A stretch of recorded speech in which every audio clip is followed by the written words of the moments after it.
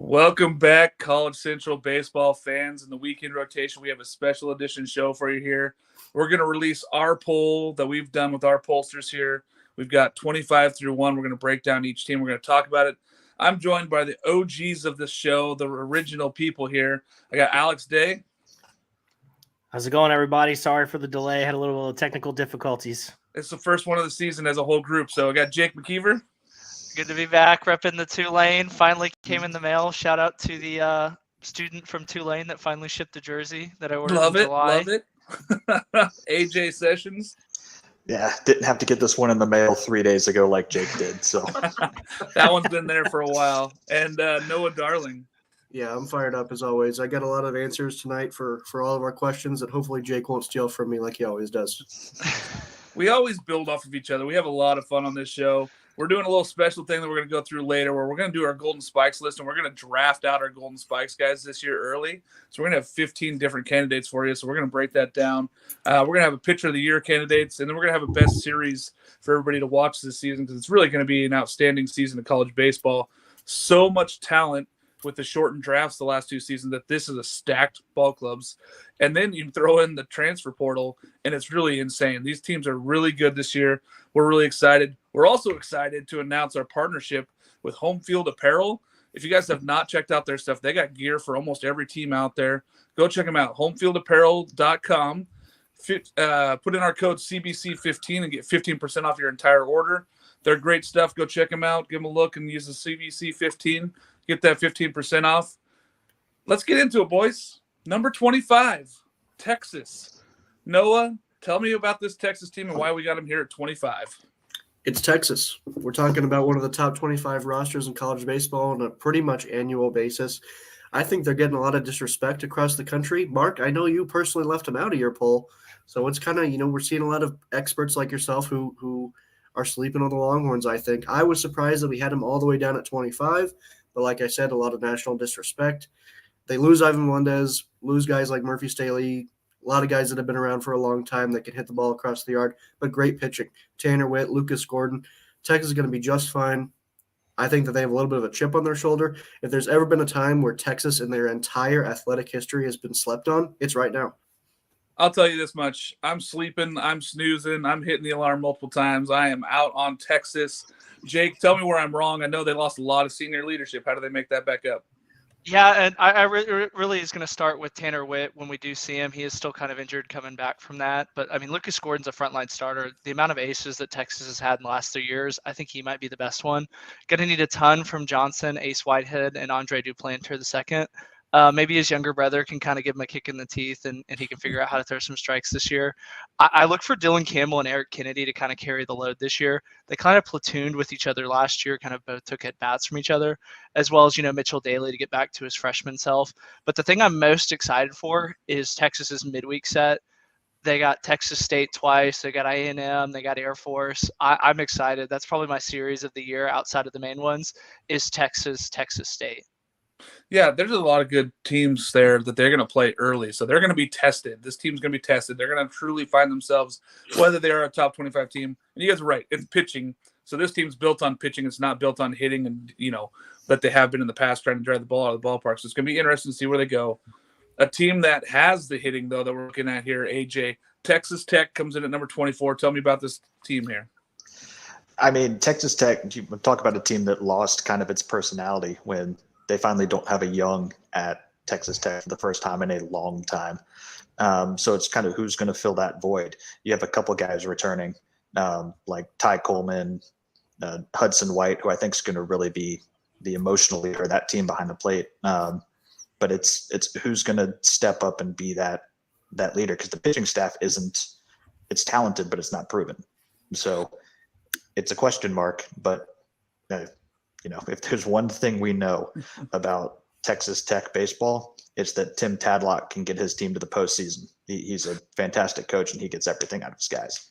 Yeah, Tadlock's going to get the most out of that team. They're going to drive the ball around the yard. They're going to be a little inexperienced, which is kind of the question mark, like you said, and worried about that pitching staff. Alex, when we look at this Texas Tech team, what do we like about them? What do we like going forward here at 24? Yeah, I mean, I think their season's going to start and end with Hudson White. I mean, he is going to be like AJ said, he's their emotional leader, and he's going to be the guy they really lean on offensively.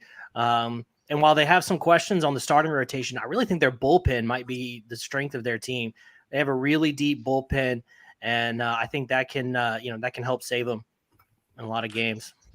Yeah, I mean, again, this is another team that's kind of been in that top 25 for a while here the last few years. They've been good. They've been talented. They haven't really got over that hump when it comes to super regionals. We'd like to see them make that next step, but they're going to have to start preseason, get these guys experience, and get them rolling here early. Another team that's got a lot of holes to fill that's been very good lately, Skip's team down there at Oklahoma. Jake, tell us about this Oklahoma club. I mean, they have to have a worse season after what they did last year, kind of coming out of nowhere, finishing second. They do get back Wallace Clark, who I think is probably the best defensive third baseman in the country, as well as Spikerman at the top. They have a lot of holes, but, Skip always figures it out. Chaos always reigns supreme. They're going to be doing a lot of bunting. I'm going to be really excited to see them. Yeah, this is a fast team. Skip said this is one of his faster teams, and they were fast last year. Peyton Graham is a big hole to fill. You got to fill a guy that's a leader on and off the field here in the ball club there. It's a really tough thing to fill out, but, Skip's a great pitching coach. He's going to be great down there. Alex, when you look at this team, how does Oklahoma stay top 25? How do they compete this year to go to Omaha again? Well, I think it's going to be tough for them. They lost a lot, coming off of last year's team. But, they're a scrappy team. Like you said, chaos kind of reigns with them. And, I think that they'll be there, in the tournament at the end, and maybe they can go on a run, but we'll see. But they're going to have a tall order to repeat last year's success. Yeah, pitching, defense, and speed is really it doesn't slump. So like when you get there, you start playing those things. They don't really slump as bad as power numbers and hitting guys in the gaps here. We talk about a team that has pitching and defense, and one of our favorites here. Number 22, South Carolina. Yes, I slept on them, but AJ, tell me how I'm wrong here. 22, South Carolina. I mean, you're just ignoring arguably one of the top pitching rotations in the country, and that rotation has depth. Listening to Mark Kingston speak, you got, Will Sanders, Noah Hall, Matthew Becker, who all threw bulk innings last year and did fairly well in SEC play. And then you bring in a freshman like Eli Jersenbeck. You get James Hicks back from injury. You get Mahoney back from injury. It's loaded, and there's depth in the bullpen too. It's unreal. The question mark with the team is going to be the offense and the offensive identity. You bring in guys like Gavin Casas and Jacob Compton and Caleb Denny to add some experience and age to that, but you need guys like Carson Hornug and Evan Stone to step up from that group of freshmen last year to lock it down. Yeah, and they do get over 300 innings back, which is a lot in college baseball. That's a lot of innings to return. Noah, when you look at this team, I know you've been a fan of South Carolina for a long time. Pitching has always been their stable. Is that going to be enough to keep this team up in the SEC? It's a tough SEC this year. Yeah, it's going to be one of those things where they've got to make it their identity a little bit, and maybe the offense isn't there every single night. It's kind of like a Virginia basketball almost, where, hey, we're going to go up and we're not going to give up 3 runs, so you guys need to go score 2 and win the game. It might come down to that, and I think that this is a big prove-it year for that coaching staff. The hot seat is approaching, and that's always a factor in our sport. When you have that pitching staff this year, I don't think that seat's any hotter, and I think you've got to at least perform well in a regional to keep yourself alive there. South Carolina, 22. Moving to number 21, Southern Miss. Alex, tell me about the Southern Miss team. We know that they lost Hurston Waldrop. They have Tanner Hall still. Does this Southern Miss team belong here in the top 25 at 21?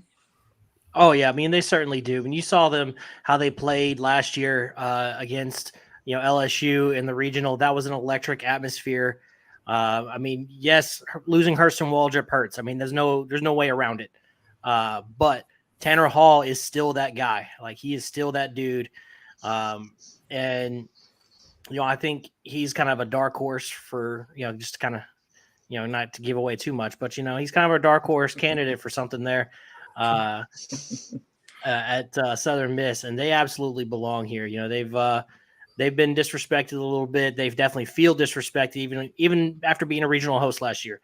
They still feel disrespected, and I think they're going to come out with some fire this year. Yeah, this whole state of Mississippi is really good this year, and when you look at it, Southern Miss is basically not running into the hottest team in the country last year.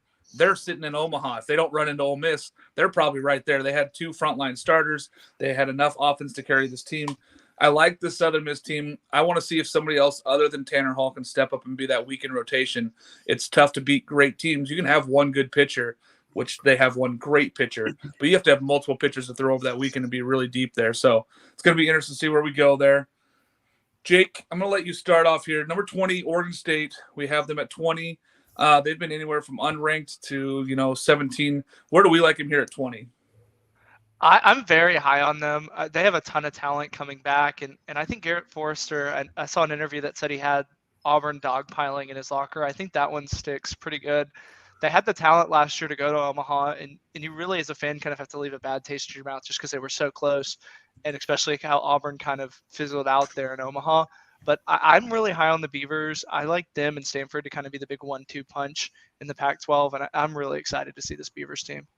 Yeah, Oregon State was basically one hit away from winning that Super against Auburn, and Auburn was good enough to win that series. Kudos to them.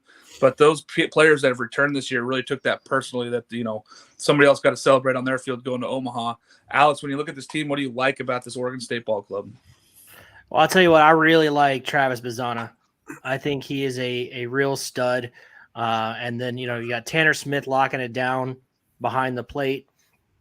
And so up the middle, they're really good defensively.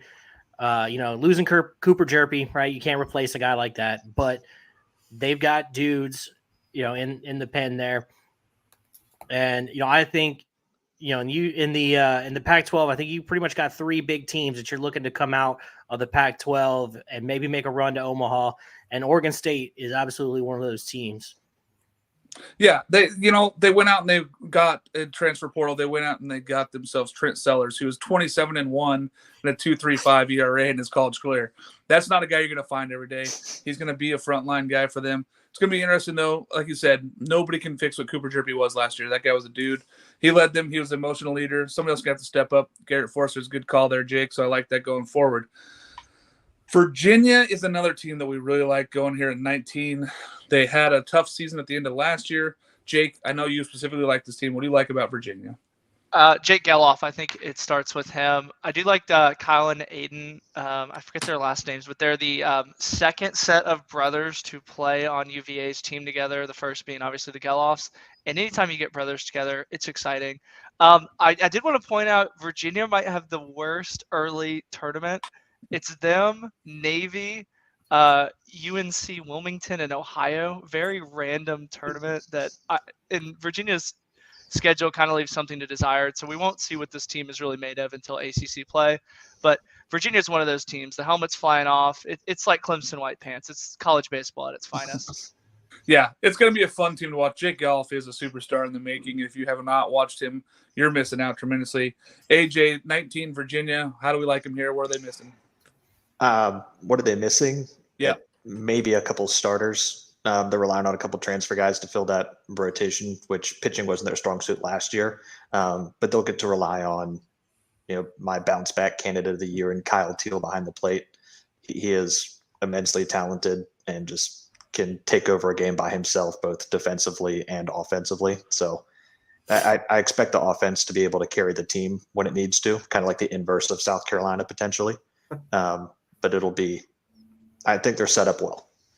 Yeah, when you look at a 3-4 punch there with Geloff and Teal, you're pretty excited to face that ACC pitching, which is not exactly stellar this year. So I think that they're going to tear the cover off the ball. I think that this puts them there.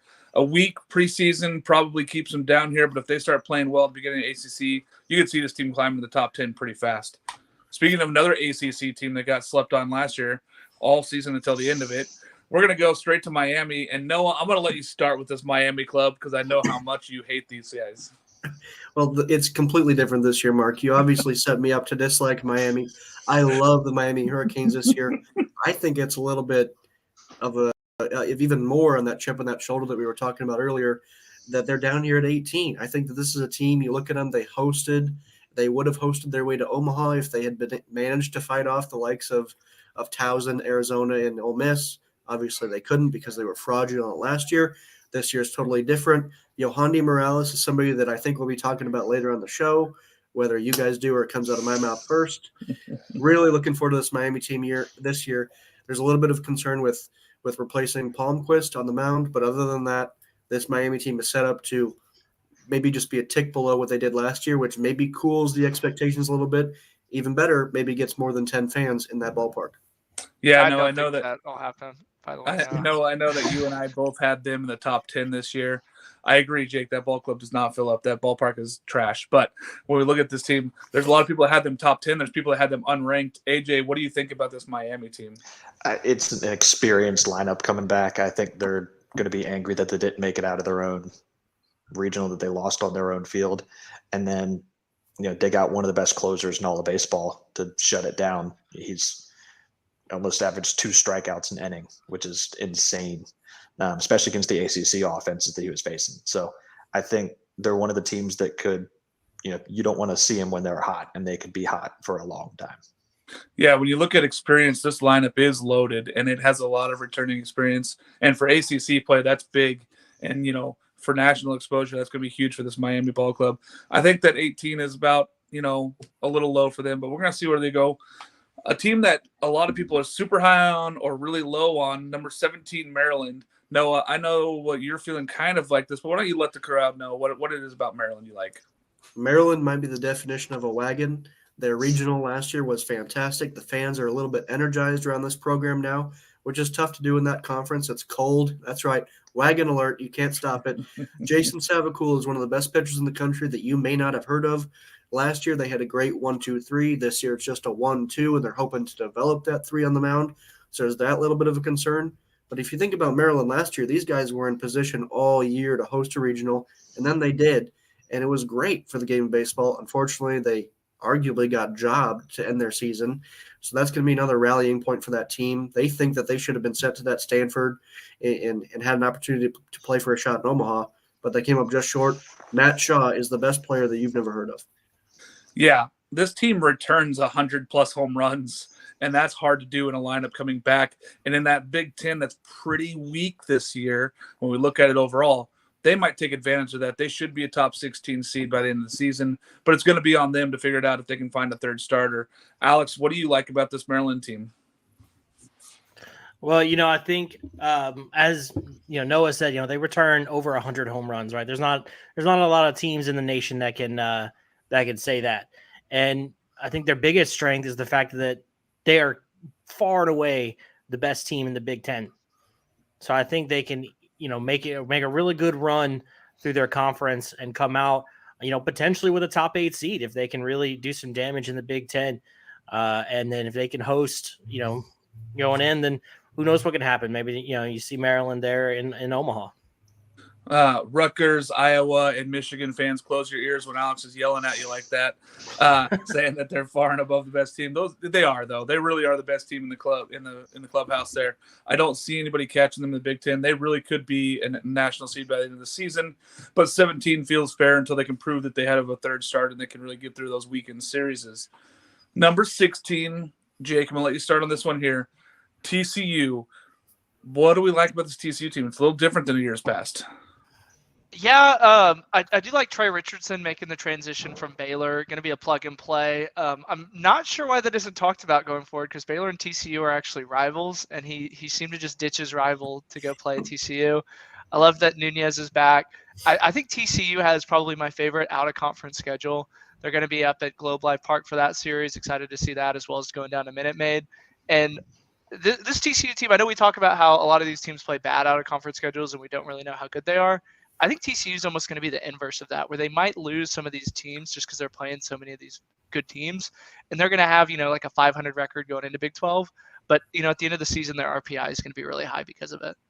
Yeah, TCU going on the road and playing a lot of these series here early, which is something they don't have to do. They're in Texas. They could just stay there and be fine and play those games, but they're going to go out and they're going to test themselves early. I like to see that. Alex, what do you like about this TCU team? Yeah, I mean, kudos to them for, scheduling such a wild out of conference, slate. And they're going to be, a ton of fun to watch. And, in Kirk Saarloos' second season, I think that they they have the potential to make a run. I think that's going to be a little challenging for them. Big 12 has a lot of good teams this year, but they're going to be right there in the mix for sure. Yeah, it feels to me like the Big 12 is kind of top heavy. I know that we were all tanking on the Kansas State and West Virginia, and West Virginia took that personally when they were picked 7th in the conference by us. But I do think the TCU is right there with the Texas Tech, and Baylor's. They're going to be just right there in that cusp of being who's going to be the best team. That's probably going to be the team that's the highest ranked at the end of the season. Is whoever wins that Big 12 title. So it's going to be interesting to see going forward. But that preseason schedule sets them to have a high RPI, like Jake said, at the end of the season.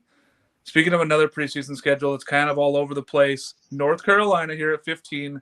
Noah, what do you like about this North Carolina team? I know that there's a player on there you probably love. There is a player I absolutely love. We'll get to him in a second, but when you look at their schedule, I think it sets up very well for them to just kind of coast a little bit into that conference grind that is the ACC this year. A lot of fans watching tonight or watching their way to work tomorrow may not like to hear it, but the ACC is as much of a grind as any conference, if not more. I won't say specifically who, but yeah, that conference. And the ACC is just going to be brutal for those guys. But the ACC is going to also produce some fantastic baseball teams this year because of that. And North Carolina has the offense to be able to do that. You worry a little bit about their pitching. That's why they're down a little bit in our rankings and across the country. But Vance Honeycutt is such a special player, somebody that you have to turn on every time, not only when he's batting, but when he's playing defense. He's a true 5-tool guy, somebody you can't miss. If he cuts down on his strikeouts this year, we're going to be talking about not just a Golden Spikes candidate, but maybe the Golden Spikes guy, pending Dylan Cruz. Some people in small circles are calling him the Mike Trout of college baseball. I'll be interested to see if that comes to fruition. I think he's a terrific player. AJ, what do you like about this North Carolina team, and what do you have questions on? I like that it's not just one guy in that lineup. Like, yes, you have a Vance Honeycutt, and he is an incredibly talented guy. But you have guys behind him in the lineup who can provide some pop too.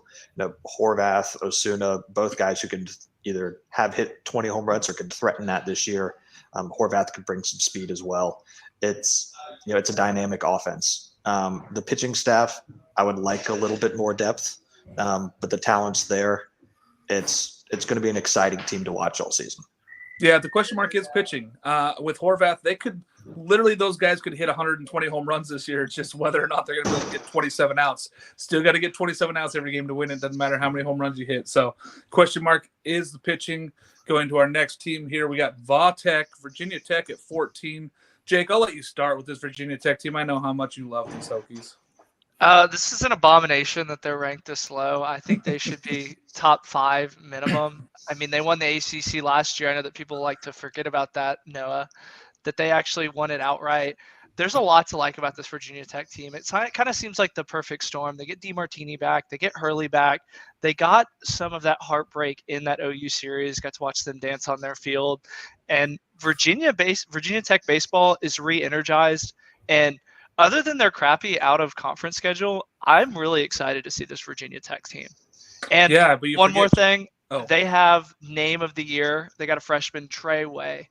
Definitely the name of the year in college baseball. Jake, but they're missing the sledgehammer this year. That's going to be tough to overcome. It's always tough to overcome your Celebration sledgehammer. AJ, there are question marks here for Virginia Tech, but there's a lot of good. What do you like about this team? I mean, I like that they have, arguably one of the go-to guys you can trust to go out there and be a true Friday night guy in the ACC, which not many other teams have. And the offense, it does return a lot of potential, but Jake's acting like they still have Gavin Cross and Nick Bittis, and like they lost some dudes, and so there's ability for other players to step up, but the talent's definitely there. That hitting core is, if you sense a trend with the ACC, it's the hitting cores on a lot of these teams are going to be elite. Yeah, I mean, as high as I am on Jack Hurley, he's not hitting 40 home runs this year. But they do have Drew Hackenberg, which is a true Friday night starter in any conference. He's going to be a dude. So they do have the Friday night figured out. It's just whether they can keep getting through these weekend series. It's a grind, like we talked about. ACC is tough. It matches up that other conference that we won't speak of. They've stole a lot of the top 10 spots this year. But we do like the ACC. Speaking of ACC, we're going to go to another ACC team for you guys here. Louisville at number 13. Jake, why don't you start us off on this Louisville team about the highs? I love this Louisville team. I think they're 1-2 with Virginia Tech. I had them slightly behind them. I'm really excited because I know that they lost 5 of their regular season starters in the field and then 2 of their top 5 pitchers as well. But there's a lot to like. Jack Payton, if you're pushing a guy that ends up getting drafted pretty high in Dalton Rushing for playing time and platooning, even forcing him to be the DH, there's a lot to like there. I love Ryan McCoy too, hit nearly 500 in the JUCO ranks. And then up the middle, they're going to have to clean up their errors a little bit. But Napchik and Logan Beard, they can hit with the best of them. I'm really excited to see what this Louisville team does, just because there are so many question marks, but the parts that they're bringing back are so good.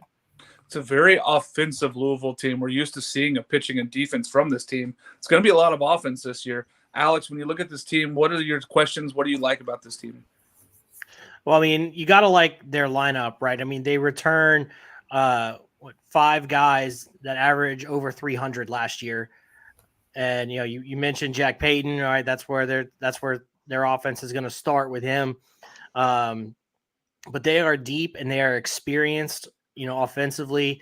They had some error issues last year, but I think another year of experience, I think they'll clean a lot of that stuff up. But this is a really experienced team. They're going to mash, and it's going to be a fun team to watch for sure. Like a lot of ACC teams, there's a lot of question marks on the pitching side. So it's going to be a very offensive conference this year. I think that you're going to see a lot of high-scoring affairs versus last year. There was a lot of high-scoring, but there was some lower-tier games there. I think you're going to see way more scoring than the ACC this year. I think they take that SEC leap, and they decide they're going to hit some home runs. Number 12, we're going to name our first West Coast team, UCLA. Noah. Now, UCLA all the way on the West Coast, so I'm surprised they're up here at number 12 for everybody. What do you like about this Bruin Ball Club? I'm surprised they're down at 12. This is a team that should be just a few ticks higher, I think. Obviously, kind of tailed off at the end of last year, but that was due to how young of a team they are. Everybody's coming back for the most part. Cody Schreier is a player that I think is really exciting on the offensive side of the baseball. Then you have Alonzo Treadwell. He closed for him last year. It was great out of the bullpen. He's joined the rotation this year. These are 2 guys. They're only sophomores, so even if it doesn't pan out this year, you're still going to see some of that growth development this year. And we're going to be talking about, and Mark, I don't mean any offense when I say this, that Oregon State team that made it to Omaha and then came up just short to Arkansas, a year before that, you saw the flashes. You saw that this was a team. They were young. They had all the pieces, Madrigal, Griner, and look how they turned out to be a few years later. This might be very similar to that in L.A., The only difference is that Oregon State fans attend their games, but baby steps. This UCLA club, they were all freshmen basically last year. They were very young, very inexperienced. They got a lot of that experience last year. They even pushed into the Pac-12 tournament play. Very good. Alex, when you look at this team, what is there to like about UCLA? Well, Noah took the words right out of my mouth about Treadwell. But they also don't sleep on, their Friday night guy, Jake Brooks. I think Treadwell slot into that Saturday role, and Jake Brooks, he's going to be right there on Friday night. And I mean, I think that's going to be the best 1-2 combinations you're going to see in the Pac-12. And it's up there, maybe not quite, Dolander, Burns, Beam, but it's not far below that. And, they're going to keep him in a lot of games. And I mean, personally, they were my, dark horse to win the Pac-12. Yeah, they have a lot of talent. Now, they're not going to drive the ball out of the ballpark like a lot of clubs on this list so far. They're just going to be out there, and they're going to be in between, where the pitching, defense, and offense all come together. So it's going to be interesting to see how this team slugs through the Pac-12 play, because that's really tough. And their preseason schedule is not tremendously easy, so it'll be interesting to see where they're at after the preseason heading into the first week of Pac-12 play. Number 11, we got Vanderbilt. Now, AJ, I'm going to let you start on this Vanderbilt team because Tim Corbin's put together another good one. How do we like this team? It's kind of a weird build from a Vanderbilt team. I mean, yes, they have Enrique Bradfield, who is an absolute offensive and defensive dynamo, but he's also their leading power threat. He leads the team in home runs coming back to that club, which 2 years ago you wouldn't have ever expected. So there's a lot of room to step up. Leadership like, RJ Schreck coming in from Duke is going to be huge. But, I mean, Carter Holton as your Friday night guy, and then the back of that bullpen is just cannon after cannon after cannon. You don't want to be in a close game late with these guys. No, it definitely feels like a Tim Corbin team. And people were like, "Oh, Vanderbilt lost a lot." Well, he's not shy away from getting his guys in there, making sure he's got the guys that he wants. So he's not afraid of anybody in this conference. Jake, what do you think about this Vandy team coming in here? I'm excited with their non-conference slate. They play UCLA. They play in, the College Baseball Showdown. And then, arguably Noah's been talking it up, the Cambria College Classic, the pinnacle of college baseball. I think that they're still the biggest draw in the SEC for casual fans. I know that LSU's kind of starting to take that title with how good they are. But Vandy, especially with how their Twitter interactions are, it's exciting to see kind of how they portray this team as like the underdog, even though in 2019 they won the national championship. So it's kind of interesting to see how they played themselves as just this ragtag, up and coming, rich private school. Yeah. And they pushed Oregon State last year to the last game of the regular regional there. And that's a very good team there. They're well coached. They're ready to go. It feels weird to call them an underdog at 11, but, we're going to go with it here. No one talks about them. Like, it seems like LSU and Tennessee kind of hog all the action, and Vandy's just kind of sitting in the corner selling merch to middle schoolers. Well, as we know, baseball season's year-round, but the fans haven't really bought into it yet because it doesn't start for them for another couple weeks here. We got 15 days to the first part of the season here. Number 10, last year's national champions, Noah's fighting team, Ole Miss. I know I had them personally unranked. Tell me why I'm wrong here, Noah. How am I missing so bad on this one? Well, I don't know if anybody else got the chills when you said national champion Ole Miss. What a ride. I haven't gotten my ring yet, but I assume it's in the mail. What a team.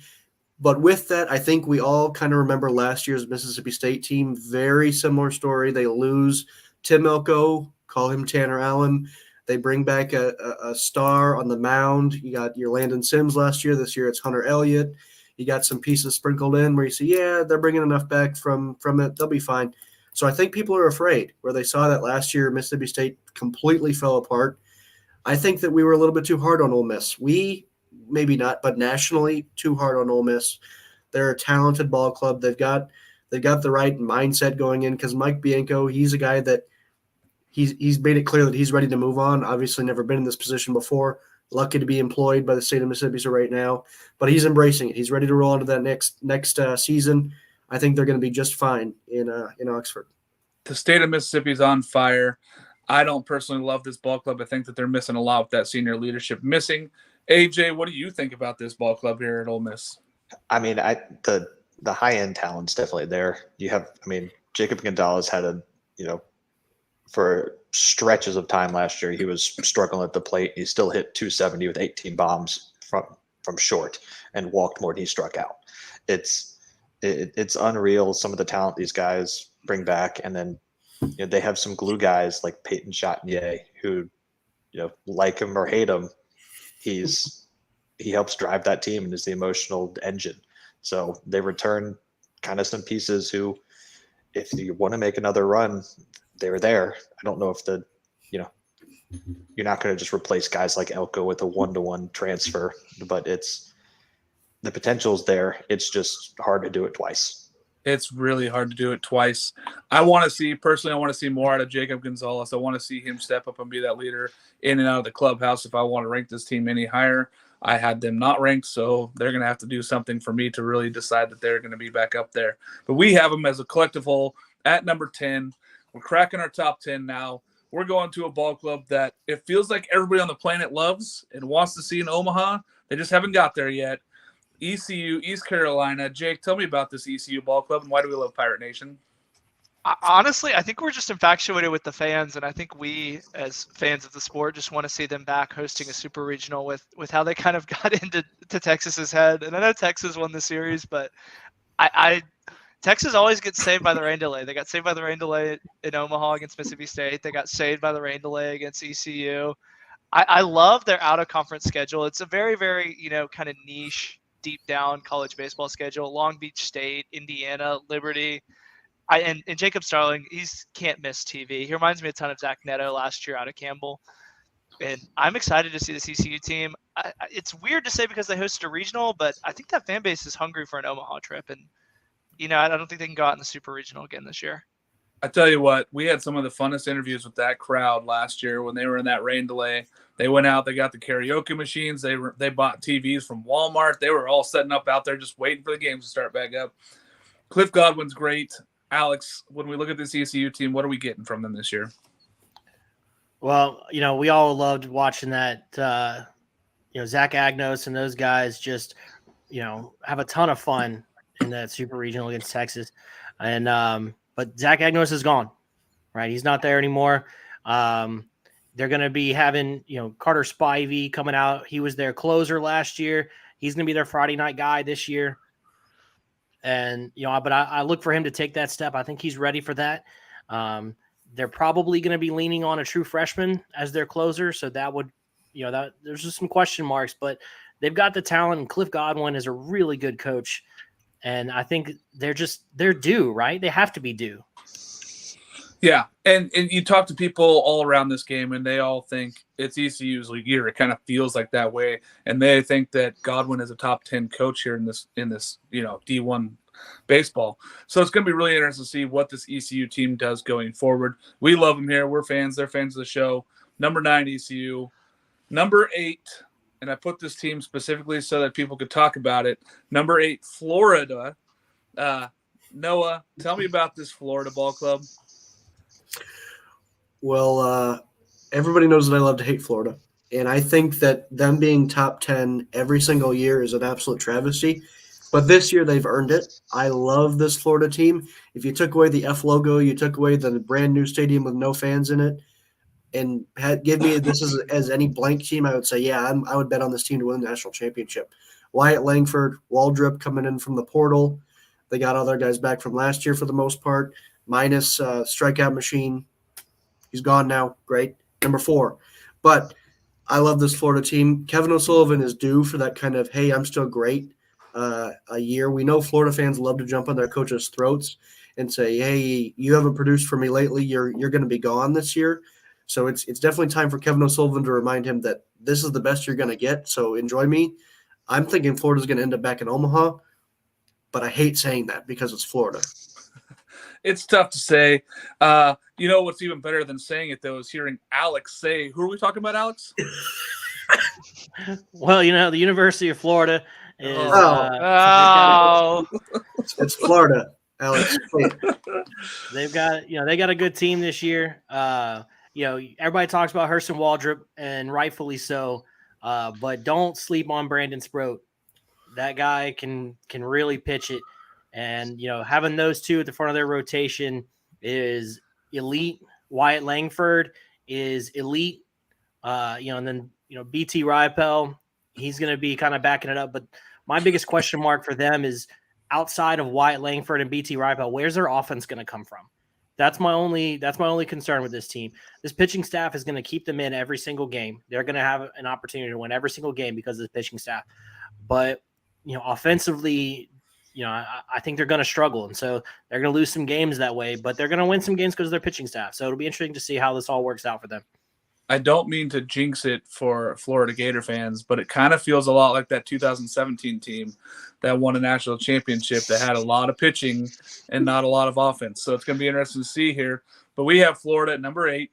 Moving on to number 7, fan favorites, one of the best regionals of all time. Oklahoma State sitting here at number 7. AJ, why don't you start us off on this one? Tell me about this Oklahoma State ball club. I mean, that was probably the most entertaining super regional combination at one site. Kind of the coming out party for Rock Reggio, who's coming back and I think going to build upon the very potent end of the year.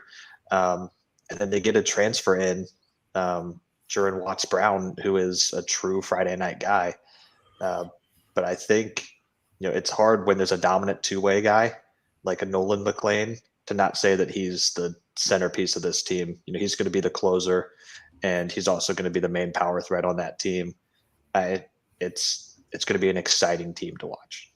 On paper, this Oklahoma State team is great, and we're really excited to watch them play this year. And that fan base just came alive last year. What do they have to look forward here, Noah? The Rock Reggio Revenge Tour. This is somebody who's putting the team on his back. You've kind of seen him in these social media videos that they've been putting out. He's in every single one. He's ready to be the face of this team. It might be Nolan and McLean doing the whole two-way thing, which he even struggled a little bit last year, but Rock was so good in that Stillwater Regional. I'm so excited to watch him go on his personal revenge tour. He's going to be doing the personally guarantee it, the whole like shimmy thing he did right in front of the shortstop. They play Arkansas day number 1 down in or maybe not day 1, weekend number 1. I think it's actually Sunday in Arlington. And that's going to be must-see TV for whoever figures out how to get around Flow Sports this year. It I is don't the have Rock that problem, show. by the way. Thanks for the check to go to that series. Yeah, you're welcome, Jake. It is the Rock show. Oklahoma State's going to be great to watch. It's going to be a lot of fun. They do have frontline pitching there. It's going to be a great team again. That's why we have them at number 7.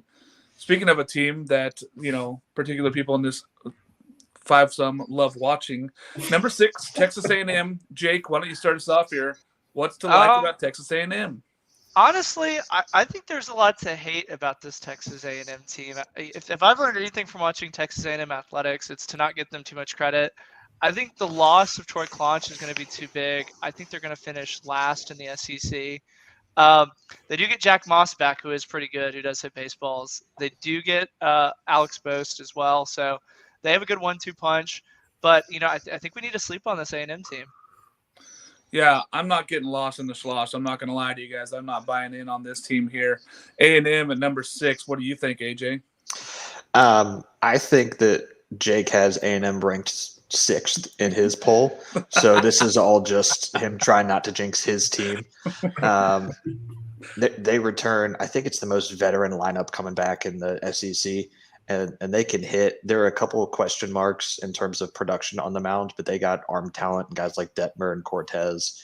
And, they're going to swing it. Coach Sloss is going to do well. I do think they're going to take a step backwards, but it's not going to be last in the SEC. Yeah. Sloss and they got Yeski down there to figure out that pitching staff. They have a well-coached team. It's just a grind to be in the SEC, and you can finish anywhere from 7 to 14 really easily. So it'll be interesting to see where they are. We have them at number 6, though. Moving to our number 5 team, it's kind of a surprise team, and if you're not a fan of college baseball, you probably haven't seen these guys a ton. Wake Forest. Jake or AJ, I'm going to let you start with Wake Forest. Why don't you tell us about this Wake Forest team? You were high on them last year. I'm high on them last year, and I got them 3 preseason this year. I think – looking at the ACC, they have the best rotation in the ACC, hands down. Rhett Lauder is a true he's going to be a first-round guy. And then that offense is just going to rake. Brock Wilkin, Nick Kurtz, Adam Cesari, it's going to be potent. And, Jake said he's got Louisville and Virginia Tech battling for, first in the ACC. They're battling for second. Unless Wake Forest doesn't show up to the ballpark. They have all the pieces to make a run deep this postseason. The inner circles of baseball B say that this is a Wake Forest team that can actually make a run at Omaha. It would be great for college baseball to see that. I'm not 100% sold. Alex, sell me more on this Wake Forest team. What's not to like about this Wake Forest team? As AJ said, they've got the best starting rotation in the ACC. It's going to challenge for one of the best nationally. And, their nickname is Rake Forest for a reason, right? They're going to hit. They're going to mash. Their biggest question mark is defensively. They've had some issues there in the past. And, is it going to be some error in some game? They give some other really good team, in the tournament, an extra opportunity and that ends up losing them a game. And then that may end their season. You hate to see that, but that's the way baseball goes sometimes. And so that's really the only question mark on this team. But other than that, they're ready to make that Omaha run. Yeah, this is a little different than the rest of the ACC this year, where they have the frontline pitching. They're ready to go for that frontline pitching, which is a question mark amongst all the ACC teams. Jake, when you look at this team, what do you like about them here going forward as the number 5? First off, I would like to apologize. I did rank Wake Forest a little bit lower, and then upon further research, they definitely should have been top 10. I think I had them at 14, believe it or not. There's a lot to like about this Wake Forest team. Brett Lauder, Nick Kurtz, Brock Wilson. They do play at Louisville and at Florida State, which are two very, very tough places to play, arguably some of the toughest in the ACC. And I'm really excited to see that Virginia Tech series to close it out. It kind of looks like it's shaping up to see like that's the ACC, winner take all series at the end there. Yeah, it is. I mean, and this Wake Forest team is going to be battling for the ACC. There's a lot of good ACC teams in our list, and like we said, they battle with the SEC this year for being the best conference. Moving on to an SEC team here at number 4, we've got Arkansas. Now, they have been a perennial powerhouse. Noah, tell us about this Arkansas club. It's a little different this year. I love the pitching. A lot of great guys. Jackson Wiggins. You got Higgins Smith out there. It's going to be a great team on the mound. There are a lot of question marks on this offense. I think, and I respect Arkansas. Everybody knows I love Arkansas. I think they're one of the most consistent programs in baseball. I think they're the St. Louis Cardinals of college baseball, and I'm a Cardinal fan. So I love Arkansas. They have made this account very successful, but I think they're wildly overrated in our poll and every poll across the country, just because I have no idea who's going to hit singles for them. Peyton Stovall, and then who else? We got a little bit of flavor in there, a little bit of returning action, but it's going to be a lot of young guys answering that call. We know that Arkansas reloads, but we saw a little bit last year where it's who do we need that big hit from? So there's going to be some of that in Fayetteville this year, which I think might be a little bit of a rude awakening to a pretty strict fan base when it comes to winning. Yeah, I wonder if they got a lot of respect because DVH is so well thought of as a coach here in this conference. Jake, when you look at this team, what are your question marks? What do you think about this ball club? I'm kind of with no on this. Arkansas has kind of prided itself on somebody who always seems to kind of get the big hit at the right time. And outside of Stovall, you really don't know where that hit's going to come from. I mean, do you really trust Kendall Diggs to be your number 2 hitter? But, at the same time, DVH has kind of worked his way into a Tim Corbin type. Maybe, it obviously doesn't have the rings. Maybe at getting to Omaha, he's like Tim Corbin. But I don't think we should doubt them. But Arkansas fans need to be very, very, very patient with this team and not how they treated their football team and to their basketball team to some extent. Because DVH always figures it out. June, he gets rolling. But April, March, he doesn't really seem to care as much. Yeah, it's kind of interesting. I look at DVH, and as I mentioned before, I feel like he's Skip Bertman without the titles. Like, he's got good ball clubs every single year. He gets there. He just doesn't have the titles. He's been to Omaha. When we look at this team, Alex, what do you think about this Arkansas ball club? Yeah, I mean, when you look at their pitching's loaded, right? I mean, Jackson Wiggins, Higgins Smith, Brady Tigert closing things out. But, they lost so much, not just production, but leadership with Jalen Battles and Robert Moore. I talked to Peyton Stovall a couple weeks ago about this, and he said he's kind of been the one who's really been trying to step up and try and fill those shoes. And so let's see if he can do it. I mean, he's certainly got the talent. If he can put it all together, he can really be a leader on this team. And I'm certainly rooting for him to be a leader on this team. But I think it is a team that's gonna lean heavily on the pitching staff, especially begin the season, and hopefully the offense kind of comes along there as they get a little bit more experience. The nice thing is pitching can carry you, especially if it's really good front-end pitching, which they have this year.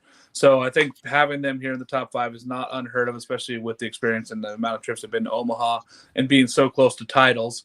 I think that DVH has this team going the right way. We don't know what they're looking like every single day in practice, so maybe they have some dudes that we don't know of. But, we try our best to go down there and see them. We all have question marks, but this is the biggest question mark here in the top 5. Number 3, Stanford. AJ, I'm going to let you start with this Stanford ball club. They just feel like they belong there. It feels like Coach Esker's just got this team going the right direction. Yeah, and it's one of those teams who you kind of just don't really pay attention to throughout the course of the year, and then you look up and they have most of the lineups hitting over 300. They got multiple guys with double-digit bombs. Pitching staff is figured out. I mean, it's just a factory over there, and this year it's just more of the same. I mean, Quinn Matthews starting the rotation. That bullpen is electric. Ryan Bruno arguably might be the best left-handed reliever in the country. And then you got guys like, Drew Bowser and Braden Montgomery and Tommy Troy, who are just real offensive threats. Yeah, and they got so much offense, they got so much defense, they got pitching. It feels like they have all the parts. You turn around and all of a sudden this team has 40 wins, and you're looking at them waiting to go to Omaha. So, Noah, when you look at this team, what do you think about Stanford? I know that they've got a couple of your favorite players on there, at least one. Yeah, Braden Montgomery is another one of my wagons, my personal little wagons that I keep to myself. And he's going to explode all over the country this year. It's going to be really great to see. The problem is that, like AJ said, nobody's going to be watching. Braden Montgomery was so special last year, and it's nice to see with the bat and all the intangibles. But when he throws the ball from right field to third base, it's one of the most spectacular things in this sport that, again, nobody has seen because they're tucked away in the Pac-12 in Palo Alto that nobody really watches. They just kind of say, yeah, they're Stanford. I'm sure they'll lose to an SEC team in the tournament. But then they are in Omaha again, beating teams. Quinn Matthews might be the most Stanford player of all time, just strictly based on name alone. If any school is going to have somebody named Quinn as a first-team All-American, it's going to be Stanford, maybe Notre Dame. And then you look at guys like Drew Bowser, like you said, and then Carter Graham. You can't forget about him. Big, burly guy, somebody that can crank it out on every pitch. Stanford is yet again a wagon. I was a little bit skeptical, but then I looked at their lineup, and I'm blown away. I can't wait. Yeah, I saw Braden Montgomery throw a ball 108 miles an hour from right field and throw out an Oregon State kid at home plate last year at Goss. And we kind of just stood there in awe. I was like, I knew who this kid was. Everybody was like, who is that guy? I'm like, oh, he's good. He's going to be real good. So just keep an eye on that stuff. And he's just the talent there at Stanford is so high. Alex, when you look at this team, I know being as a top 3 ball club, do you have any question marks for this team, or is it just all good? I mean, it's certainly all at least at a minimum average to above average. But the only thing that's, maybe average, that's not above average, on this team would be starting pitching. That's kind of their only, that might be their bugaboo. But it's certainly not, they've got experience, just maybe not that front end first round pick, at pitcher. We saw a team like LSU, right, for example, had a similar issue last year where they had a lot of guys, but they struggled to get a lot of production out of their starting pitching and ended up relying too much on their bullpen, and it cost them there at the end of the season. Yeah. So that's really the only question mark. But I'm a huge fan of Drew Bowser. He's a ton of fun to watch. Braden Montgomery's a ton of fun to watch. Tommy Troy. I mean, they're going to be a really fun team to watch. And if you're out there in Palo Alto, I'm telling you, you got to get out there to watch this team play. Yeah, join the hundreds of fans out there and go watch it play. That's generous, Mark. The dozens of fans. Carter Graham, too. People are sleeping on him. He might have 30 home runs this year. He's a dude out there, first base for them. I do think that it is frontline starting pitching, so Quinn Matthews could be the guy. I think that if Drew Dowd steps up and becomes that left-handed ace that they think he could be, that could be really helpful for them. But they belong here in the top 5. Number 3 is pretty good for them. I think everybody kind of knows where we're going here. We tweeted out already that LSU is number 1. So we're going to go number 2, Tennessee. Noah, start us off on this Tennessee ball club. You can't ever sleep on a Tony Vitello team, and what is America doing right now? They're sleeping on him. Obviously, number 2 is not an insulting ranking for any team, but it might be for the team that was number 1 from April until Notre Dame last year. Obviously, you got to get over that hump if you want to have the argument to carry it in. But what a special program that Tony Vitello has built, and they got 3 first-team All-Americans on the mound. That is so hard to beat, and we kind of just gloss over that fact a little bit. I'm so excited to watch this Tennessee team again. It will be a little bit different because obviously last year they had some expectations where they had that target on their back, but now they've created a target that is almost bigger than any player on that team because of the legacy of Drew Gilbert, the legacy that Tony Vitello is building in Tennessee, and it's exactly what Tennessee fans want. But all of a sudden, there's no doubt about it that every team has Tennessee circled on their schedule, and that's a big undertaking for a program that hasn't really had that undertaking before. I'm looking forward to it because I think Tony Vitello is going to be one of the best coaches in the country at the end of the year if he isn't already, and he might even pass guys who haven't won a ring if he can bring this team to what it can be. Are you talking about DVH now? Hey, I didn't say that. Hey, that name was never mentioned. How dare you, Jake? Tennessee has 3 starters that literally could be MLB starters here in the next 4 years. We could see them at the biggest level being starters. That's how good they are.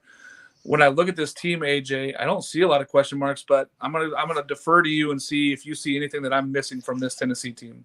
I mean, this team lost a lot of leadership from last year's squad. Luke Lipsius has been there for 2 decades. Drew Gilbert, who was the pulse of that team. And, there are guys who are coming up Blake Burke is the real deal at first base. He might hit 30 this year.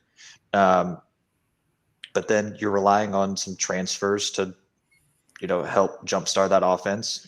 Very good transfers. We're talking Team USA caliber transfers, and Ohuna, and then Griffin Merritt, who's the best player in the American last year. And then Zane Denton, from Alabama. But as much as the offense was a strength last year for Tennessee, they're going to be able to win games 2-1 if they need to. I don't think they're going to be many games they're going to have to win 2-1. But if you're going to look at a question mark, it's going to be who's going to rattle the bat rack when they're struggling. Yeah, all name team Maui Ahuna, big transfer in from Kansas for them. We love that. This Tennessee team has a lot of talent, but like you said, I think the question marks are on the offensive side. Jake, what do you like about this Tennessee team, and what are they missing? I would say what they're missing is their roster posted on their website. I don't see how a top-tier program like Tennessee, who gets, honestly, a courtesy invite out to Arizona, doesn't have their roster this close to the season. I think it's borderline embarrassing, and I think Tennessee athletic departments needs to step it up. They treat their football team so well, but I guess they're trying to, humble them since they didn't actually make it to Omaha. I know that as a baseball fan, I kind of always forget that they didn't make it to Omaha, just kind of how their fans like to run their mouth. But Maui Ahuna is the real deal. I saw him when Texas played Kansas. He's probably one of the smoothest shortstops I've seen since, honestly, in person. He reminds me a lot of a major league shortstop watching him warm up. He's the real deal, and Tennessee fans are going to fall in love with him. He doesn't really make errors. He bangs the ball around the yard. He's a really exciting player to watch. Yeah, he's a 400 hitter who also could win a Gold Glove at shortstop for you. So nobody's going to be disappointed for him in Tennessee. If they don't know the name, they'll learn it by the end of the season. Maui Ahuna. LSU, number 1. We're just going to – it's easy. They had the number 1 recruiting class. They have the number 1 transfer class. They have blah, blah, blah, blah, blah, blah, blah. Alex, tell us about this LSU ball club. Why are they so great this year? Well, where to start, right? We talk about the transfers. Actually, I know exactly where to start. Dylan Cruz, right? The guy is the best player in college baseball. He's just different. He's hit 40 home runs in the last 2 seasons. And, he might hit, another 25 or 30 this next season. Now, unfortunately for him, he'll be drafted, and then so he won't be able to go down record books. He won't break Eddie Furness's home run record, more than likely. It's possible, but he might need another year if he was going to do that, and that's not going to happen. But, and then you look at Tommy White, right? Guy hit 27 home runs last season, right? And then you've got guys like Braden Jobert coming back on this team, who's probably going to end up being the DH because their outfield is loaded. And he hit 18 home runs as a part-time starter, and then you've got Alex Milazzo, the catcher from last year who got hurt and they missed most of the season. He's back. He's going to help that defense. Something that went really underreported last year was Jordan Thompson had knee surgery right before the season started.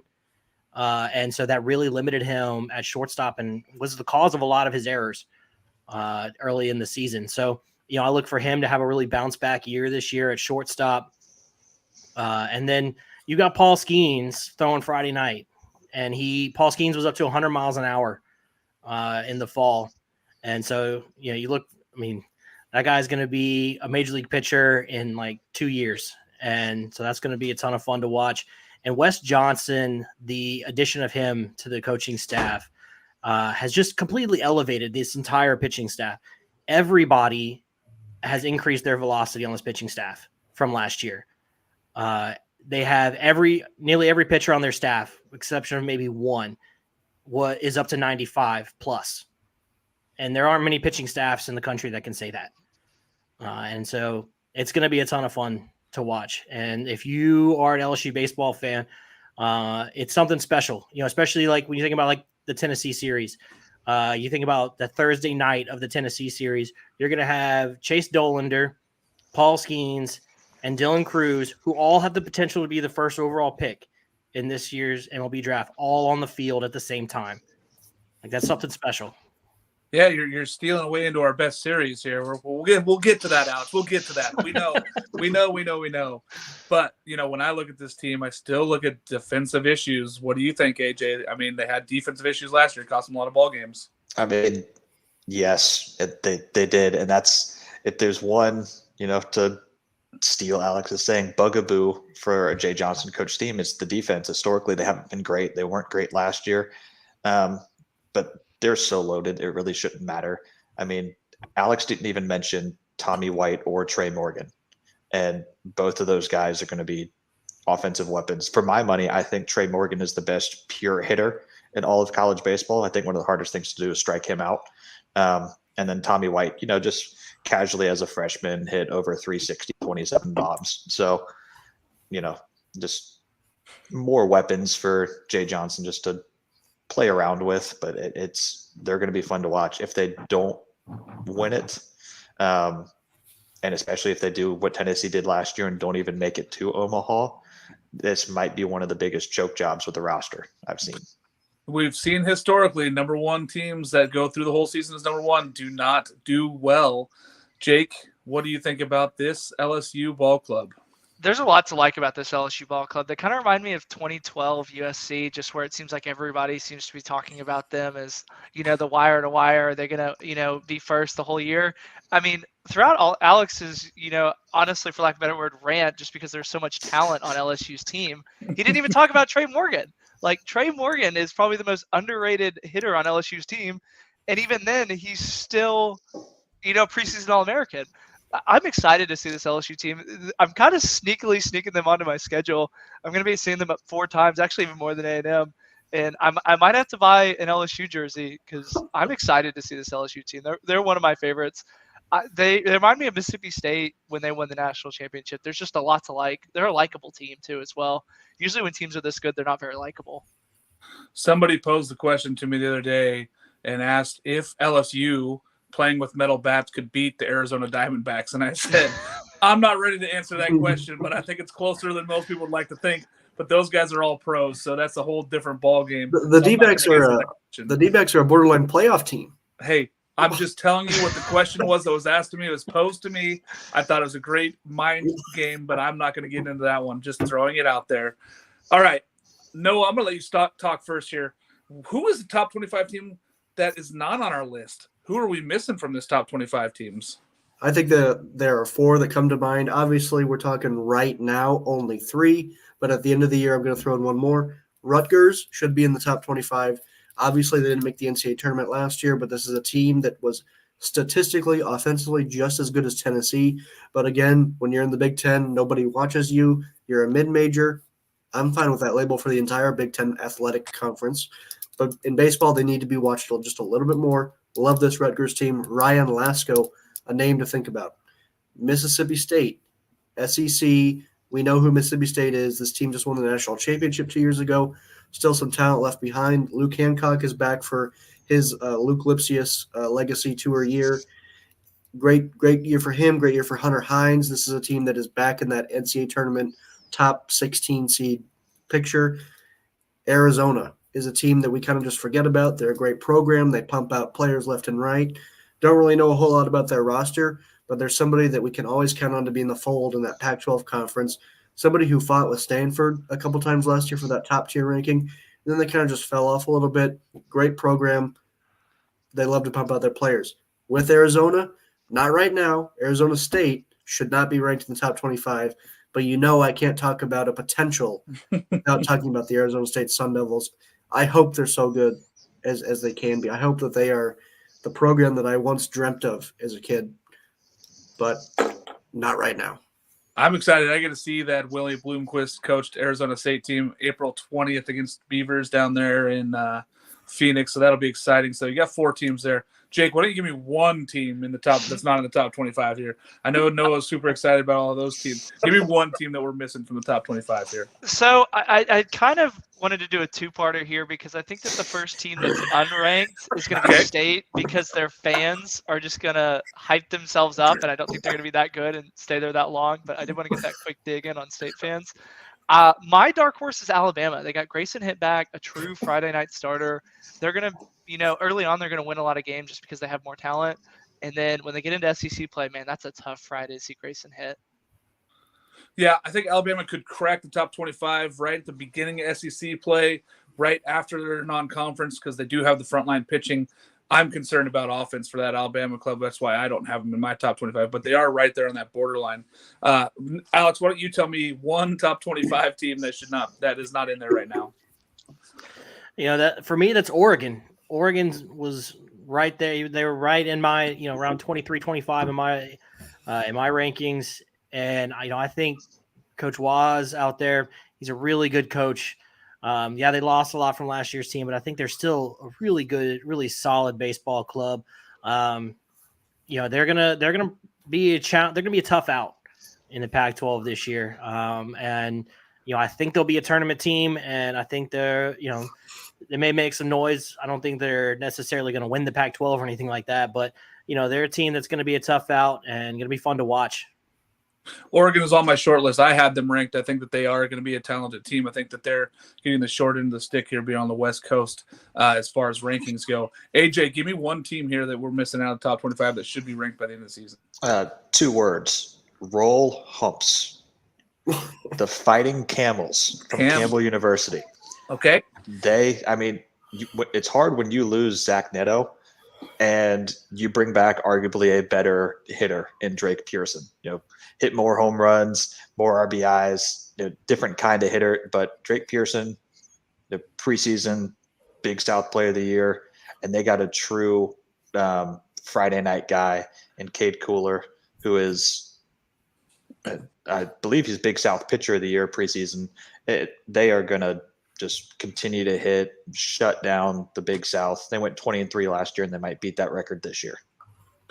Okay, love it. I personally had Oregon, but I'm going to go a different way that, reminds me of baseball of old here, back 10, 15 years ago.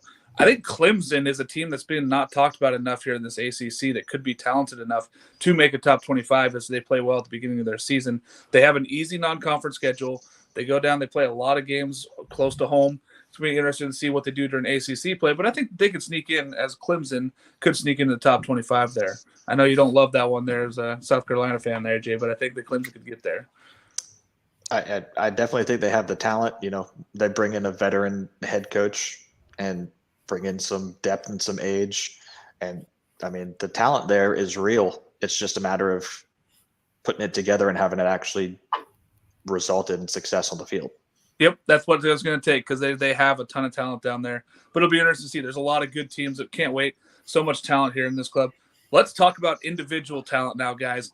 Golden Spikes watch list. We're going to name 3, but we're going to do it draft style in snake order. So we're going to each take one, mark it off our list. We're going to go down this list here. So, Alex, why don't you get us started here when you talk about your Golden Spikes winner? I think we all have circled who you're going to pick, but we'll let you announce this one. Yeah, it's got to be Dylan Cruz, right? He's got to be the first one that you're looking at for, for Golden Spikes. I really hope he does, that he's able to have a special season, get that Golden Spikes, and then, he can have his place next to, the Todd Walkers and Ben McDonald's of LSU and get his name up there. I would love to see that. Love it. Jake, you're next. I'm going to go with the homer pick, Jack Moss out of Texas A&M. He just bangs the ball around the whole yard. He was the true catalyst of their team last year, and I expect more of the same of him. I wanted to save Noah's wagon, so I knew that he wasn't going to be on Jack Moss. Jack Moss is high. That is a high pick there, but of course, these are all guys that could end up in the top 3 watch list. That's what we're looking for. That's what we're drafting here. Noah, why don't you go next? This is just so unbelievably tough for me. But I'm going to take the smarter pick over my wagon. Give me Paul Skeens, somebody who's going to be all over ESPN all year. Shohei Ohtani, hard to pick against a guy that does both. Yeah, Alex was saying he throws 100 miles an hour. Well, guess what? He can hit a ball 110 miles an hour. So it's going to be really interesting to see how they use him this year as a utility player. But he is very talented, and he's going to be surrounded by so much talent, the LSU lineup. It's going to be tough to get individual awards there, but they might get a lot of team awards down there. AJ? I was very much hoping this guy would fall to me. Vance Honeycutt. He is, he's a true 5-tool guy. It is unreal what he can do to a baseball. He can just impact the game in so many different ways. He is as dynamic as they get. I'm very happy he fell to me. Like I said, the Mike Trout of college baseball, I think that he really does do everything for that team. It's going to be interesting to see how much love he gets for that North Carolina team. I think North Carolina's have to be a little bit better than they were last year to get that love. So I get back-to-back picks here. So I just absolutely just won this draft. I'm going to take my first pick is going to be Jake Geloff from Virginia. I think he could have a 25 home run season for that team. And then my second pick is going to be somebody that everybody's sleeping on, Carter Graham out of Stanford. I'm going to take him. I think that he's just going to hit, he might hit 400 this year and might hit 30 home runs and lead the Pac-12 on a lot of stats. I think he's going to be a dude. So I'm going to take Carter Graham as my number 2 pick. AJ? That's who I was going to pick. I'm going to counter you with another first baseman. I think Nick Kurtz could take that next step. He hit 15 bombs last year. I think he could be the Ivan Melendez of this year. I think he could hit 25, 30. That approach is unreal. More walks than strikeouts. Wake Forest, he's going to have protection in that lineup. I think he could be an absolute catalyst this year. All right. I like that one. Back to Noah. Yeah, I'm going to go ahead and take the arm, Chase Dolander, best pitcher in baseball. I feel like I would regret if I didn't take him right now. Yeah, that's a high good. That's a good pick there. Golden Spikes traditionally hasn't gone to pitchers unless they're super dominant. He's going to be splitting up that award kind of 3 ways with the 3-headed monster that Tennessee has, but he still might be the best overall and get the stats in that award there. Jake? I'm going to go with our 6-tool player because of personality, Rock Riggio. I think he breaks out even more than he did last year, and I think it's going to be can't miss TV, and he's going to be the most talked about player not wearing purple and gold this year. And I think just the way he kind of handles himself, I think is a plus too as well. Jake is going the most exciting team so far. They're just going to be doing the ball 500 feet plus for every time. Alex, where are you going here? You get 2 picks back to back. So you're going to get your last 2nd round pick and the first 3rd round pick. Lucky you. Well, for my picks, I'm kind of surprised this guy's still here, but Wyatt Langford at Florida. I mean, that dude is a wagon by himself. My only question would be, can Florida protect him? So the people he actually gets pitched to, so he can really, shine. But he's a really great center fielder, and he's going to be a top 5 draft pick. And for my second pick, this one was a little bit tougher, but I got to go Braden Montgomery from Stanford. I think he's got a real opportunity, and he's a super fun player to watch. You talk about a 2-way player. He can pitch it. He can, he can hit it. So.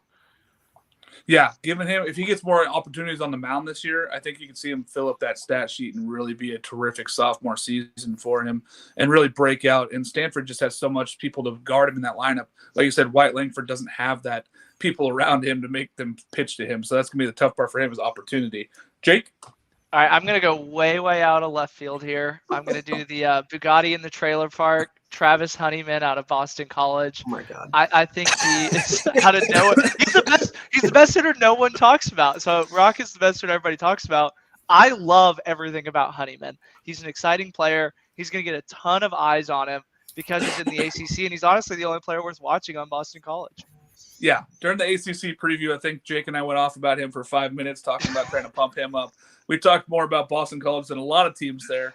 But yeah, I think that one's way out there. I think that BC is going to be so bad, it's going to be hard for him to win an individual award. But hey, kudos to you for going that way with that. Noah? Yeah, it's coming down to a few guys for me, but I have to go with Yo-Yo Morales. Yohandi is such a great player. He's going to hit the cover off the ball every time. But I was so close to picking who I think Mark is going to take. I will say if I was right later.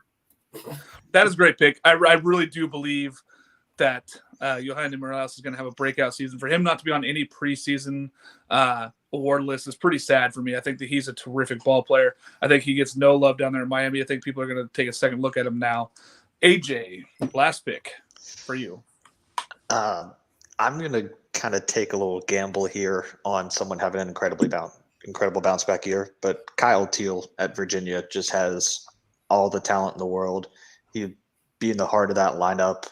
He'll have protection of Jake Geloff and the rest of those guys. I truly think he could hit 330, 340 and approach 20 bombs. And from behind the plate, that'd be enough to definitely put him in the conversation. Him being back made me feel a lot better about my Jake Geloff pick because that just gives him the opportunity to get those opportunities. Those two guys are so great bouncing off of each other, so it's going to be great. So my last pick here is going to be an easy one for me. I really thought somebody else would steal this. Matt Shaw from Maryland, the shortstop there. He's going to hit 30 home runs. He's going to lead this ball club. Maryland's going to be a top 16 team by the end of the season. They're going to get a host. Matt Shaw, Maryland, that's where I'm going with my last pick. Is that what you had there, Noah? No, I was thinking you were going to go Braden Taylor, TCU, and I was tempted to pick him, but I was really leaning hard that direction, but when I saw Shaw was still available, I'm taking Matt Shaw just because the stats alone. That guy is so good and he's so talented. He's going to be first-round talent there down from Maryland. So, all right, we're going to move over to Pitcher of the Year candidates. We're just taking one each here. Alex, I'm going to let you start first again. Because I just randomly drew this and somehow you got to go first twice. So, Alex, you get the number one pick here from Pitcher of the Year. Lucky rolls of the dice today. Well, I mean, the obvious choice is one that I'm not going to take. And I'm going to go with the slightly less obvious choice. And if you know me, it's definitely the obvious choice. It's Paul Skeens. I think, I know Noah is shocked. He is shocked and awed and amazed. Yeah, I mean, like I said, he's up to 100 miles an hour. He's going to be the Friday night guy at LSU. I think he's got an opportunity to, be, one of the best pitchers in the country, if not the best pitcher in the country. Yeah, he's up there. I mean, there's no question. He's on a lot of people's short list for a ton of awards this year, and being at LSU, he's going to be featured. So he's going to get those opportunities to be great. AJ? I've been bouncing around between so many different guys. I mean, it's the top end in arm talent right now is elite. But I saw the National Collegiate Baseball Writers Association didn't even include this person in their first, second, or third team All-American list. And it's Will Sanders. I mean, the guy is going to lead a resurgent Gamecock team. Asked what his basically his goals were for this year. And, a lot of people have strikeouts, whatever. He just goes, I'm going to win 12 games. Not I want to. I'm going to. I'm going to win 12 games. Don't tell me about what I've already done. Don't tell me that I'm the number 2 draft prospect. Don't tell me this. Don't tell me that. I'm going to go win games. And he was up to 97 in the first scrimmage. He's 6'5". It's going to be unreal what he does this year. His high socks are catching up to his high miles per hour here. We're going to see what happens down there in South Carolina. Very exciting, though. Will Sanders is a great pick there. Jake, you got third. I'm going to, kind of win back some of the trust of the Wake Forest faithful and go with Rhett Lauder out of, obviously, Wake Forest. First off, you got to start with the hair. The hair is just so intimidating. It reminds me of DeGrom in his prime. And then he slings it, really good. And he's got a multitude of publications giving him awards. And I'm excited to see him because like we talked about earlier, the ACC kind of is missing that frontline starter. And I think if everybody around him kind of has worse stats, it's going to project his up a little bit higher.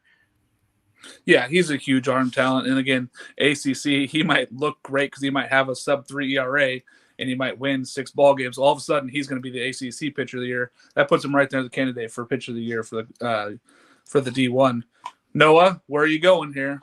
So I get to pick fourth here, and I get the best pitcher in baseball, Chase Dollander. I know I'm really reaching for that one. I didn't want to be the boring pick. I wanted to pick Jaron Watts-Brown, but you guys forced my hand with Chase Dollander. He's the best pitcher in baseball. He might go number 1 overall if Dylan Cruz slumps or something unforeseen in Baton Rouge there. It's an easy pick for me. When we spoke about ACC talent and arm talent, I really thought Drew Hackenberg was going to be high on my list. He's right there.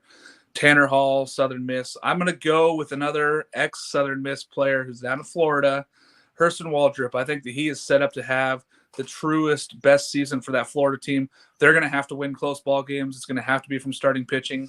I'm going to go Hurston Waldrop as my pitcher of the year. I'm going to pencil that one in. I had my number one pick, and you guys left him all the way for me, so thank you so much for that. Best series of the year here. Just one, Noah. Just one. Alex, I'm going to let you start because I think I know where you want to go here. Give me your best series, one series, because there were so many to pick from this year. Yeah, I mean, there really are a ton of really great series. There's just a ton of talent across all of college baseball right now, and it's a ton of fun to watch. It's a great time to be a college baseball fan. But for me, I kind of talked about it already, but LSU, Tennessee, that atmosphere is going to be electric. I really think that box is going to be the box of old, and it's going to be rocking. There's a ton of hype around this LSU team. There's a ton of excitement down in Baton Rouge. They are ready to show up and show out, for this Tiger team. And, like I said, you're going to have 3, certainly top 5, potentially first overall draft picks on the field at the same time. I mean, there aren't many places in college baseball that you can see that. I feel like this is almost like going to see, like 2 AA teams play each other. Yeah. What did Coach Johnson say the other day? Hey, Pirates, don't think too hard about this number 1 pick. It's pretty easy. That's right. I think that Dylan Cruz is up there just to be that number 1 pick. And if you're the Pirates and you don't take him, you might be a little mad at your GMs there. You know what, Noah? Why don't you pick next? Because I know that you just have so many here, and you're just going to want to get it. You want to get it out. I can see it in your face. I really don't want to get it out. I have it narrowed down to 8, and I was hoping that you guys would pick off some for me. So I'm going to go in a route that I hope nobody takes. Obviously, there's a certain one in the ACC that I won't mention between Miami and North Carolina. I'm not going to mention that one. But I am going to say Oklahoma State TCU is going to be one that I'm very excited to watch. Braden Taylor, Rock Ruggio. Who's going to win the Big 12? I think it comes down to that series. April 6th through the 8th. Can't wait to see it. Might convince myself. I don't believe – I think it's at TCU, so that rules me out. But if it was in Stillwater, maybe I could see myself making that trip. I can't wait. That's a good one. There's just so many good series this year. AJ, I'm going to let you go next. There's just so many to pick from. But I think if you want to talk about 2 teams that are going to be battling for the top of their respective divisions in the heart of conference play, an electric environment, Tennessee goes to Baum-Walker Stadium. I think the Tennessee-Arkansas series is going to be absolutely electric. 2 hungry teams, and Tennessee wants to prove that they're still the top dog in the SEC. Arkansas, it's going to be DVH trying to coach his way with probably a less talented team than Tennessee, but that environment's going to be rocking. That could be a swing series. Whoever wins that could catapult their run very far into the postseason. Fact. And we got 2 Tennessee road series already on the books here. Jake, are you going to make it 3 or are you going to go elsewhere? No, I'm going to go elsewhere, and this technically counts as a series since they're playing twice. It was the most toxic midweek last year. There was everything. There were students kicked off teams because of alcohol. There were fans yelling. I think the game at Texas State's actually already sold out because I tried to get some tickets, but Texas State, Texas. It's much-watched TV. Texas State are the kids that didn't get recruited by these big schools that come in with a chip on their shoulder, and they get to walk into the bourgeoisie that is the Texas Longhorns and get payback after, honestly, probably the best series of the year, and I'm looking forward to it. I'm going to be at both games. Yeah, that's an interesting one there. That was just so crazy last year, and Texas State took it to them. I'm going to look at a series here on the West Coast that I think is really important for what the Pac-12 play is going to end up as, and that is Oregon State going down to the Sunken Diamond and playing at Stanford. I think that that's a really weird game, and it's a weird ball club because last year Stanford came up when they were struggling. They won 2 out of 3 in Corvallis. I think Oregon State going down to Stanford is going to have to do the same thing to return favor to have a chance at winning the Pac-12 title. So I really like that series there. Oregon State going down to Stanford, playing in the Sunken Diamond, hopefully in front of hundreds of fans. All right. Is it gonna be Mark's bachelor party there or something? That's gonna be no. I'm at Arizona State. I'm at that one for my bachelor party. So we're gonna be down at Arizona State. We already got everything all lined up. So we're gonna be at the Friday night game, Oregon State versus Arizona State. Alex, last thoughts here on the top 25. Man, I just can't wait to get this season started. We're just over 2 weeks out, and it's gonna be such a great ride. I can't wait to get out to as many games, as possible. And, this will be our second year kind of covering this. And I think we've got a lot of great content coming, and it's going to be a ton of fun. Yes, absolutely. Jake? Go ahead and follow the TikTok. We're going to be at College Baseball Central. Just wanted to plug that there. We're going to be doing Saturday Night Lives, getting all the thoughts in. So look for that. There's going to be tons of edits. We're going to push the limits on what the athletic departments let us do on that TikTok page. Okay. We're excited. We got lots of coverage coming at you guys here. We got all sorts of stuff coming out here. We'll announce more of that throughout the year here for you guys. AJ, any last thoughts? I mean, it's almost time for first pitch. I can't wait. I've literally been going to scrimmages pretending that the season's already started because I've just been, trying to consume as much college baseball as possible. If you're looking to relive kind of some college baseball from last season, Wheels' channel on YouTube, highlights from a ton of games last year. Get the college baseball mindset. It's going to be just an electric season. Yeah, I'm with you, AJ. I've watched 8 games already in the fall and the spring for these scrimmages. I can't wait for this to happen. It's, we're 15 days out, people. We're right there. We're getting right. I just can't wait for this to start. Noah, any last thoughts? Yeah, it's sneaking up. We've been talking about it since November. We've been doing these shows. We've been tweeting. There hasn't really been a time off, but it's amazing how fast it has come around. Before you know it, we're going to be in Omaha again. I can't wait. We'll just cherish every single week of the season because we're going to be doing it every Saturday. I can't wait to see all the little things that we spot along the way. If we remember right, Jake picked out these goofball teams, and then all of a sudden they were in Omaha. So who knows what we're going to be talking about 4 months from now, but I can't wait. Yeah, as we went through this last year, our very first show, Alex and I both picked the Golden Spikes winner to be on our list right there. So I'm excited to see what this season brings. Our second season of coverage here on the weekend rotation. Join us on Saturday mornings. We're going to move that time back by an hour this year, so we're going to do it a little later. Give you guys all a chance to watch our show live, comment on us, send us messages. We're on Twitter. Go on, find us there. collegebaseballcentral.net also is our new website that we have up and running.